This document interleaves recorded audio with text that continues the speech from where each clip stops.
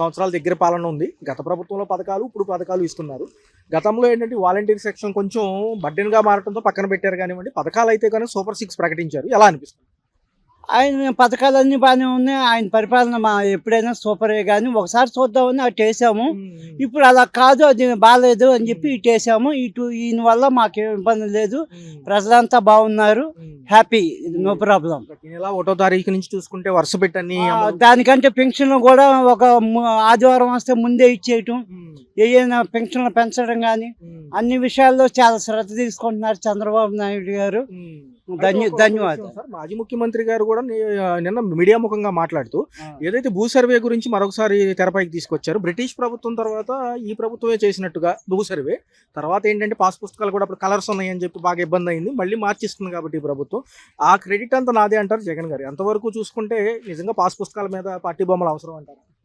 Party బొమ్మలు అవసరం లేదు, అవసరం లేదు. సర్వే రాళ్ళ పైన కూడా బొమ్మలు ఉన్నాయని గతంలో వాదన చేశారు. అవి తీసేసి ఇస్తున్నారు. ఇప్పుడు ఇబ్బంది ఏమైనా ఉంటుందా అలా ఉంటే? తీసేసి ఇవ్వడం వల్ల ఏమైనా ఇబ్బంది? అవి అవసరం లేదండి, అసలు అవి అవసరంలా. ప్రజలు మనసులో ఉండాలి తప్ప అవి రాళ్ళ మీదను గోడ మీదను పోస్టర్ల మీద కాదు కావాల్సింది. మనుషుల హృదయాల్లో ఉండాలి. ప్రతి నోట ఉంటే ఒక మంచి జరుగుతుంది అని ఆయన వల్ల అని చెప్పుకోవాలి. అది ముఖ్యమంత్రి గారు మరొక మాట ఉన్నారు సార్, వ్యవస్థలన్నీ నిర్వీర్యం అయ్యాయి. విద్యా వ్యవస్థ కానివ్వండి, ఆరోగ్యం కానివ్వండి, మేమైతే చెప్పినట్టు చేసాము, ప్రభుత్వం మటుకు కళ్ళబుల్లి కబుర్లు చెప్తుందంటారు. నిజంగా ఎలా ఉంది సార్? హాస్పిటల్ విషయాలు అవన్నీ బాగానే ఉన్నాయండి, బాగానే చూస్తున్నాను. నేను ఆల్రెడీ వెళ్ళి వచ్చాను. బాగానే శ్రద్ధ వహిస్తున్నారు, బాగానే చూస్తున్నారు. ఈ దావోస్ పర్యటన కానివ్వండి, విశాఖపట్నంలో కంపెనీలకు భూములు ఇవ్వడం కూడా పెద్ద స్కాము అని చెప్పి మాజీ ముఖ్యమంత్రి గారు పదే అంటున్నారు. దాదంతా బినామీలు దోచిపెట్టడానికి అంటారు. నిజమేనా? ఆ విషయం నాకు తెలియదండి. ఆ విషయం గురించి నాకు తెలియదు. నాకు తెలిసిన వరకు మాత్రం ఈ వరకు ఈయన చేసినవన్నీ బాగానే ఉన్నాయి. ఎవరికి ప్రజలకి ఏమి ఇబ్బంది లేదు. అది ఒకటి అంటున్నారు సార్, ఇది కొంచెం అతిశయోక్తిగా ఉంది. ఓసరి వల్లే సిగ్గుపడుతుందంట రంగులు మారుస్తున్న చంద్రబాబు గారు ముఖ్యమంత్రి గారిని అలా సంబోధించడం ఎంతవరకు కరెక్ట్ అంటారు? మాజీ ముఖ్యమంత్రి గారు అంటారు మీడియా ముఖ్యంగా. ఇవన్నీ ఒకరి మీద ఒకరు అనుకోవడం అనేది సహజమేనండి. అది కానీ ప్రజల్లో మాత్రం ఈరోజు మరి ఆ రోజు కావాలని వేస్తున్నాడు, ఈరోజు అక్కర్లేదని ఈయనకి వేసారు అంటే ప్రజలంతా మొత్తం అందరికి ఈయనకే వేసారు అంటే ఆయన వేసినట్టుగానే అన్ని పథకాలు బాగానే చేశాడు. గ్యాస్ పథకాలు ఇచ్చాడు, లేడీస్కి ఫ్రీ బస్సులు పెట్టించాడు, మరి పెన్షన్లు పెంచాడు. అన్ని విధాలు బాగానే ఉందండి. మా పైన రివెంజ్లు తెచ్చుకుంటున్నారు. పరిపాలన అంశాలు పక్కన పెట్టి మా మీద పద్దాక కేసులు పెడుతున్నారు. మేము వస్తే 2 నెలల్లో మా హయాంలో రేపు 2029 తర్వాత ఒకవేళ మా ప్రభుత్వం వస్తే 2 నెలల్లో అందరినీ లోపలేస్తా ఉంటారు. నిజంగా రెడ్ బుక్ ఉందంటారు. ఎవరు వేస్తారంట? ఈయన మాజీ ముఖ్యమంత్రి జగన్ గారు అంటున్నారు సార్ పదే. అంటారులేండి, ఏమైనా చేస్తామంటారు. రాష్ట్ర ప్రభుత్వాలంతా కూడా ఫోకస్ అంతా అభివృద్ధి సంక్షేమాలు నిజంగా అమల్లో ఎలా ఉన్నాయి? మీ ఇంటి వరకు వస్తున్నాయా ఇబ్బంది లేకోకుండా? ఒకవేళ ఏదైతే గత ప్రభుత్వాలకు సంబంధించి డోర్ డెలివరీస్ అవన్నీ నిరుపయోగంగా ఉన్నప్పటికీ కూడా ఇబ్బంది లేకుండా వస్తుంది. ఇప్పుడు పింఛన్ అవన్నీ బాగానే వస్తున్నాయి. రేషన్ ఇది వరకు ఎట్లా వస్తుందో అట్లాగే వస్తుంది. మాకు కూడా అమ్మఒడి అవి కూడా పడినాయి, బాగానే ఉంది. ఇది వరకు ఎట్లా ఉందో అలాగే పడింది, అలాగే వస్తున్నాయి.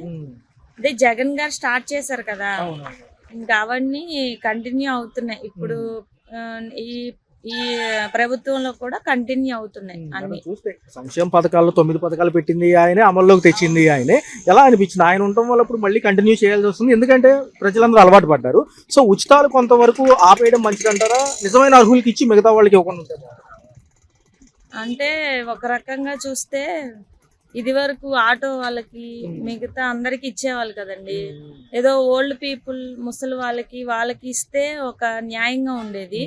చిన్న పిల్లలకి ఇవ్వడం న్యాయంగానే ఉండేది, కానీ మిగతా వాళ్ళకి ఇవ్వడం అనేది కొంచెం వేస్ట్ అనిపించేది. ఏంటంటే సోమరిపోతుల్లాగా తయారు చేయడం అట్లా అనిపించేది. మాజీ ముఖ్యమంత్రి గారు కూడా మీడియా సమావేశంలో మాట్లాడుతూ మేము చెప్పినలా చేసాము, అప్పుడు ఇబ్బంది లేకోకుండా అన్ని అమలు చేసాము, ఈ ప్రభుత్వాలు కూడా అలా చేస్తే బాగుంటుంది, మా మీద కొంచెం కక్షపూర్తి చర్యలు పక్కన పెట్టేసి ఈ ఫోకస్ నిజమైన అర్హులకి ఇవన్నీ అందేటట్టు చేయమని మాజీ ముఖ్యమంత్రి జగన్ గారు మీడియా సమావేశంలో మాట్లాడుతున్నారు. ఎలా అంటే ఈ ప్రభుత్వంలో కూడా చంద్రబాబు నాయుడు గారు చెప్పినవన్నీ చేశారు కదండి, అన్ని చేశారు. జగన్ గారు ఏమైతే చేశారో చంద్రబాబు నాయుడు గారు, పవన్ కళ్యాణ్ గారు వీళ్ళు కూడా ఏమైతే చెప్పారో అవి చేశారు. బాగానే ఉంది, పర్వాలా.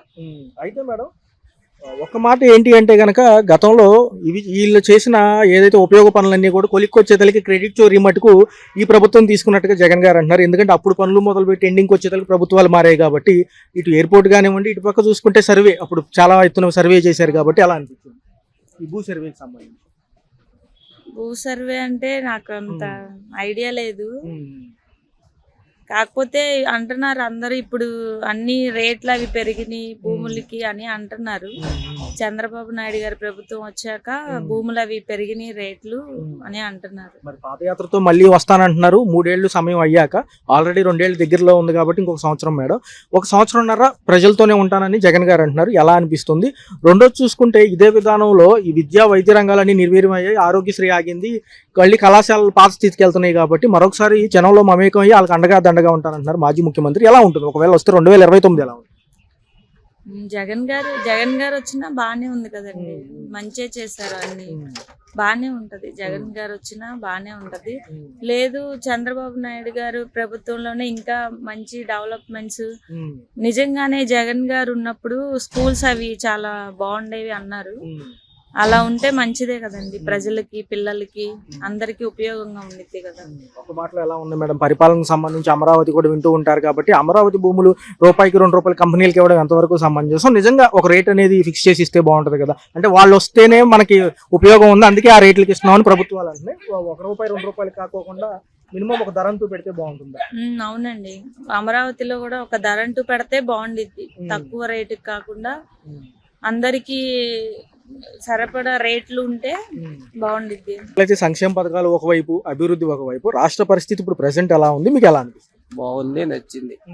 జగన్మోహన్ రెడ్డి గారు పదే మీడియా సమావేశాల్లో అంటున్నారు భూ సర్వే అప్పుడు బ్రిటిష్ కాలం తర్వాత మేమే చేశాము, ఆ క్రెడిట్ మటుకు మాదే అంటున్నారు. కానీ చంద్రబాబు నాయుడు గారు క్రెడిట్ చోరీ చేస్తున్నారు అంటున్నారు. ఎందుకంటే పుస్తకాల్లో కానీ పాస్బుక్ల్లో కానివ్వండి, గతంలో పార్టీ బొమ్మలు వేశారు కదా, అవి తీసేసి సర్వే రాళ్ళపైన బొమ్మలు తీసి కొత్త వేస్తుంది ఈ ప్రభుత్వం. ఏమంటారు?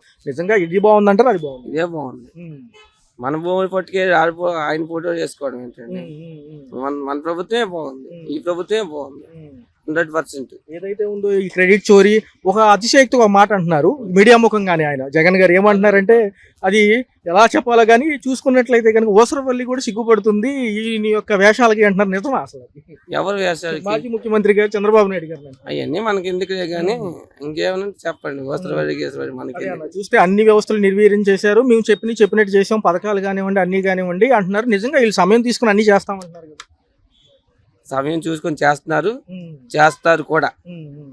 ఎలా ఉంటుందన్న వచ్చే 2029 ఫోకస్ గా వెళ్తుంది ప్రభుత్వం, మరి ఎలా ఉండబోతుంది? ఇటు పక్క ఓటమిగా వెళ్తే పక్కా గెలుస్తుంది, 100% గెలిచింది, గెలిచి తీరుద్ది. అమరావతిలో విశాఖపట్నంలో రూపాయికి 10 రూపాయలకి భూములు బినామీలకి ఇస్తున్నారు, అది పెద్ద స్కామ్ అని చెప్పి మాజీ ముఖ్యమంత్రి గారు అంటున్నారు. కాదు అది ఏదైతే అలా ఆకర్షిస్తేనే కంపెనీలు వస్తాయి, దాని తర్వాత దానికంటూ ట్యాక్స్ వస్తుంది కదా, మేము తీసుకుంటామంటున్నారు, ప్రభుత్వ ఖజానాకే వెళ్తుంది అంటున్నారు. చంద్రబాబు నాయుడు గారు సీనియర్ అండి, ఆయన చేస్తున్నాడు కదా, ఆయన వదిలేద్దాం, ఆయన చేసి పెడతాడు మనకి. కేసుల నిమిత్తం కూడా పిన్నెలి నియోజకవర్గంలో కూడా మమ్మల్ని వేధించారు, సాల్మన్ అనే వ్యక్తి చనిపోయాడు, దానికి సంబంధించి మళ్ళీ పదే రెడ్ బుక్ తో వేధిస్తున్నారు, మేము ప్రభుత్వంలోకి వస్తే ఒకవేళ రేపు 2029 2 నెలల్లో అందరినీ లోపల ఉంచుతానంటున్నారు. అసలు నిజంగా ఏం జరుగుతుంది? అంత రోజుకైతే నేను వెళ్ళాను కానీ ఇలాంటివి అయితే ఫ్యాక్ట్ గా మాట్లాడుకున్నాం. అవన్నీ మనకి చాలా రోజుకి బాగుంది కదా, బాగుందనే చెప్తున్నాం కదా. ఉప ముఖ్యమంత్రి గారు కానివ్వండి, ఇటు పక్క ఉప ముఖ్యమంత్రి గారు కలిసి ఉండడం బట్టే బాగుంది. పవన్ కళ్యాణ్, చంద్రబాబు నాయుడు గారు. ఒక్కసారి అమరావతికి కొంత సమయం ఇవ్వగలిగితే ప్రజలు, ఏపీ ప్రజలు ఎలా ఉంటుంది? ఎందుకంటే 10-15 ఏళ్ళంటే అంత ఓపికతో ఉంటారో లేదు నెక్స్ట్ విషయం, కానీ ఇలాంటి పరిపాలనలో ఇంత అభివృద్ధి కావాలంటే సమయం కావాలంటున్నారు కదా. 29లో కూడా గెలిస్తే అమరావతి ఖచ్చితంగా అయి తీరుతుంది కాబట్టి ఇదేమన్నా కొత్తగా ఇబ్బంది పెడుతున్నాయని ఒక వాదన. త్వరలోనే స్థానిక సంస్థల ఎన్నికలు కూడా ఉన్నాయి కాబట్టి మరొకసారి ప్రజా సర్వే లాంటివి చేస్తూ ఉన్నారు. ఎలా ఉంది? పర్లేదా? సంక్షేమాలు చెప్పినట్టుగా సూపర్ 6 లో కొన్నా వస్తున్నాయా? బియ్యం వరకే వస్తున్నాయి. మరి ఏదన్నా వ్యవసాయ రీత్యా ఎప్పుడన్నా చేస్తున్నారా మీరు? జనరల్ గా ఎప్పుడో ఛానల్ అవుతుంది. కొత్త పాస్ పుస్తకాలు అంటున్నారు, ఎలా అనిపిస్తుంది? పర్లేదా? అయ్యేం మాకేం రాలేదు. మరి ఏమేమి వస్తున్నాయి? గ్యాస్ సిలిండర్లకి డబ్బులు పడ్డాయి, ఒకసారి బండకే పడ్డాయి వల్ల. ఎలా ఉంది సార్? పనులు దొరుకుతున్నాయి? పర్లేదు అప్పుడు? పనులు అంటే వాచ్మెన్ ఫోన్లు అయ్యే చేసుకుంటున్నాం సార్. ఒకసారి అమరావతి అయితే ఎలా ఉంటుంది? ఇక్కడే పిల్లలు ఉద్యోగాలు అంటున్నారు కదా, మనకి తెలియదు. చూసుకుంటే ఇంట్లో ఈ మహిళలకు ఉచిత బస్సు ప్రయాణాలు ఉన్నాయి కాబట్టి ఇబ్బంది లేకుండా ఇబ్బందిగా ఓ జనం కిత్తులు ఆడతా ఎక్కుతున్నారు బస్సు ఫ్రీ అనే వారికి. ప్రజెంట్ అయితే చంద్రబాబు గారు కంపెనీలు వేటలో ఉన్నారు. మాజీ ముఖ్యమంత్రి గారు కూడా మళ్ళీ ప్రజల్లోకి వస్తానంటున్నారు. ఎలా ఉంటుంది 2029కి ఇంకొక 3 ఏళ్ళ సమయం ఉంది కదా, ఎలా ఉంటుంది? ఇంకా అవన్నీ మనం తెలదు, మేము అది తిరిగేవాళ్ళం కాదు. పర్లేదా కరెంట్ ఛార్జీలు అన్ని కంట్రోల్లోకి వచ్చినాయి? ఆ, అయితే ఒక మాట సార్, రోడ్లు అవన్నీ ఎలా ఉన్నాయి? రోడ్లు లైన్లు బాగానే ఉన్నాయండి. అన్ని గుంటలు అన్ని మాస్కులు అన్ని పూడ్చేరి బాగానే ఉన్నాయి రోడ్లు అయితే. ఇళ్ల స్థలాలకి ఏమైనా అప్లై చేసి వెయిట్ చేస్తున్నారు? ఇళ్ల స్థలాలకి అప్లై ఏం లేదు. పర్లేదా ఈ పథకాలు డ్వాక్రాలు కానీ వీళ్ళందరూ ఉంటారు కదా ఇంట్లో, దాని గురించి ఏదన్నా రుణాల మాఫీలు? రుణాలు మాఫీలు ఏమి లేవు ఉండే, అప్పుడు లేవు ఇప్పుడు లేవు. పర్లేదా సార్, డిపోల్లో తెచ్చుకునే రేషన్ కి మళ్ళీ క్యూలో నుంచి ఉంటాం కదా, కొంచెం ఇబ్బంది ఏమన్నా? కొద్దిగా ఇబ్బంది. అంత ముందు వాళ్ళ ఇంటికి వచ్చి ఇచ్చేవాళ్ళు, ఏదైనా మరి వెళ్ళి నిల్చోవాల్సి వస్తుంది. ఏదైనా కాగితం కావాలంటే సచివాలయాల దాకా వెళ్ళి రాగలుగుతున్నారు, ఇబ్బంది లేదా? చేస్తున్నారా పని? చేస్తున్నారు. ఎలా ఉంటుంది సార్ మరి రేపు అమరావతి ఏమో ఇక్కడ చుట్టుపక్కల భూ రేట్లు పెరిగితే బాగుంటుందా? రేపు ఇక్కడ ఏమన్నా పర్లేదా, కొనుక్కోగలరా? మరి ఇబ్బందిగా ఉంది, రేట్లు పెరిగితే కూల్ రేట్లు. నిత్యావసర సరుకులు ధరలు ఎలా ఉన్నాయి? మొన్న పండగ రీత్యం పెరిగినాయి, మళ్ళీ తగ్గినాయి అంటున్నారు కదా, ఎలా అనుకుంటుంది? ఏమో తెలదండి, ఇంకా వెళ్ళలేదు. అన్ని కూడా సకాలంలో చేస్తా ఉంటుంది. కొంతమంది అయితే నిబద్ధతగా ఉన్నారు, కొంతమంది ఏమో అవదు అనే అపోహతో ఉన్నారు. అసలు ఎలా ఉంది రాష్ట్రంలో? ఎలా ఉంది? సూపర్, మొత్తం సూపరే. అయితే ఏమంటున్నారంటే మీడియా ముఖంగా కూడా ఈ భూ సర్వే గురించి హడావుడి జరుగుతుంది.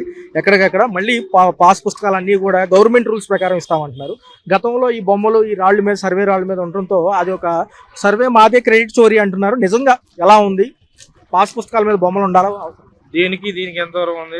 ఇటు తిరిగి వచ్చింది, ఇట్లా వచ్చి ఇట్టే ఉంది. నమస్కారం అండి. చూస్తే కొత్త ప్రభుత్వాలు పాత ప్రభుత్వాలు ఏవైనా సంక్షేమాలు కామన్ అయ్యాయి, కాకపోతే ఉచితాలు ఎక్కువ అయ్యాయని ఒక వాదన. కొంతమంది అర్హులకి ఇచ్చి మిగతాదంతా డెవలప్మెంట్ మీకు చేస్తే బాగుంటుందని ప్రజల వాదన. కానీ నిజంగా ఎలా ఉంది, ఎలా అనిపిస్తుంది? ఏదైనా పర్వాలా ఇది వరకు మీద. ప్రభుత్వాలు వచ్చిన తర్వాత మరొకసారి భూ సర్వే కండక్ట్ చేస్తున్నాయి సార్, ఎలా అనిపిస్తుంది? ఈసారి రాళ్ళ మీద బొమ్మలు ఉండమంటున్నారు, ఏదైతే పార్టీ రంగులు పాస్ పుస్తకాల్లో ఉండమంటున్నారు, ఎలా అనిపిస్తుంది? ఏదైనా లోకడ మీద కొద్దిగా మెరుగ్గా ఉంది. అది అమరావతి గురించి ఒక మాటలో చెప్పాలంటే ఎలా ఉంటుంది? ఏదైనా ఉందా? అందరినీ ఒప్పిస్తున్నారు. అమరావతి వాల్యుయేషన్ పెరిగినాయి, బాగానే ఉంది, అంతా చాలా చాలా మటుకు పర్వాలేదు. గతం కంటే ఇప్పుడు ఎలా ఉంది భూ రేట్లు? అన్ని బాగున్నాయి. టోటల్ గా చూసుకుంటే ఒక మాటలో చెప్పాలంటే కొంచెం సమయం ఇవ్వచ్చా ఈ పనులన్నీ పూర్తయ్యా? ఇవ్వచ్చు, పర్వాలేదు, ఇంతకన్నా అవకాశం లేదు. 10-15 ఏళ్ళు అడుగుతున్నారు, కాకపోతే ఒక 10 ఏళ్లలో చూడొచ్చు అనేది మళ్ళా పులిసెంతలు అయిపోతే మళ్ళా గ్యారెంటీ మళ్ళీ వచ్చేస్తుంది ఈ ప్రభుత్వం. 2029 పోటా పోటీగా ఉంటుందని నిన్న మాజీ ముఖ్యమంత్రి గారు కూడా అంటున్నారు. పాదయాత్ర మొదలు పెడతారంటే ఆయన కూడా, ఎలా ఉంటుందంట? ఏం మరి నీకు అది అయింది ఇప్పుడు ఏం కాదు, కానీ కొన్ని రోజులు ఆగాలి. యంగ్ పీపుల్ ఎవరన్నా వస్తారంటే పక్క లోకేష్ గారు కానివ్వండి, పవన్ కళ్యాణ్ గారు ఉన్నారు కదా, వాళ్ళని సీఎం బరిలో పెట్టే అవకాశం ఉంటుంది. అంటే చంద్రబాబు నాయుడు ఏజ్ రీచ్ చూసుకున్న సీనియర్ కదా, ఏదైనా పవన్ కళ్యాణ్ లేకపోతే కథలేదు. చంద్రబాబు నాయుడు కూడా పవన్ కళ్యాణ్ ఉంటేనే కథ. సామాన్యుడికి పనులు దొరుకుతున్నాయి, పర్లేదు కదా సార్.